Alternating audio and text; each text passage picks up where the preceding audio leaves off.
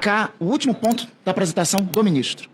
Esse esquema não foi montado, não foi arquitetado nesse governo, mas está sendo apurado e vai ser concluído aqui durante este governo.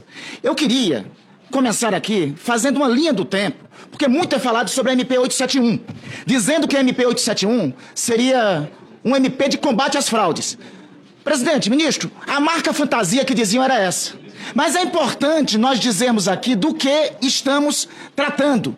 A fraude que propunha a MP 871, que se diziam na época, era contra os beneficiados. A fraude que foi desbaratada e investigada pelo nosso governo diz respeito à revalidação da autorização de descontos de entidades criminosas. Então vamos à linha do tempo desse tema. Eu tenho aqui uma emenda a essa medida provisória no mesmo termo, do meu querido colega, deputado Luiz Carlos Mota, hoje do PL, foi nosso relator do orçamento. Mas esta fraude aqui ocorrida, a fraude ocorrida, a atuação do principal lobista, do famoso careca do INSS, como aparece na imprensa, a atuação dele se dá sobretudo com a captação indevida de dados do INSS. Aí sobre isso é importante ser dito uma coisa, meus colegas senadores. Foi apresentado nessa MP 871 uma emenda. A emenda foi apresentada para que tivesse transparência dos dados do INSS por um deputado do PSD. E o que foi feito pelo então presidente Jair Bolsonaro?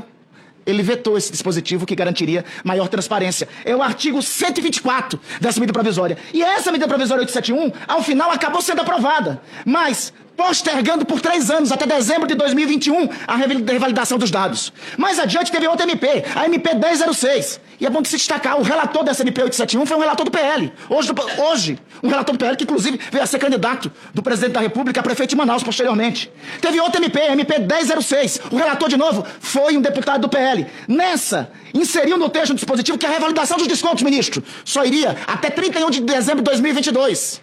O presidente da República de então, o presidente Jair Bolsonaro, não vetou. Mas aí teve a terceira medida provisória, 1007. Foi colocado um jabuti nessa medida provisória, revogando a revalidação da autorização de descontos. Foi aprovado pelo parlamento. O senhor presidente da República de então, Jair Bolsonaro, o que fez? Sancionou a medida provisória sem esses vetos. Se um desses dispositivos não tivesse existido, um deles sequer não tivesse existido, nós teríamos desbaratado esse esquema montado no INSS já há 4 anos. São 11 entidades fraudulentas que estão sendo investigadas. Dessas 11, elas foram montadas entre 2019 e 2022. Quem é que avaliza a entrada da ANBEC dentro do Ministério da Previdência? Ele é o José Carlos de Oliveira, servidor público da ANBEC. Ele era, ao mesmo tempo, diretor de benefícios da ANBEC. O senhor José Carlos de Oliveira, nessa época em que ele abre as portas para a entrada da ANBEC, ele já tinha recebido advertência do Ministério Público Federal, de procuradores que já achavam estranho a atuação dessa entidade. O que é que o governo faz? O governo o demite? Não, o promove. Ele vira depois, em 10 de novembro, presidente do INSS. O que é que acontece, senhor Carlos de Oliveira? Tá aí para todo mundo. Será que é o presidente Lula que está dando posse ao senhor José Carlos de Oliveira como ministro da Previdência em 2022? Me parece que aquele ali é o senhor Jair Messias Bolsonaro, que mesmo com investigação sobre a ANBEC, mesmo com as investigações ocorrendo sobre a ANBEC, ele abre as portas para que ela entre no INSS. A segunda entidade, presidente e ministro, é uma tal de Conafer. Essa Conafer tem um presidente que diz que é pecuarista. Essa entidade foi denunciada. Foi denunciado e foi revelado ontem pelo Jornal Nacional quando ela foi denunciada por um servidor que chegou a ser ameaçado de morte. Mas o ministro Sérgio Moro diz quando foi o depoimento. O depoimento foi em setembro de 2020, quando o ministro Sérgio Moro saiu, mas durante o governo anterior.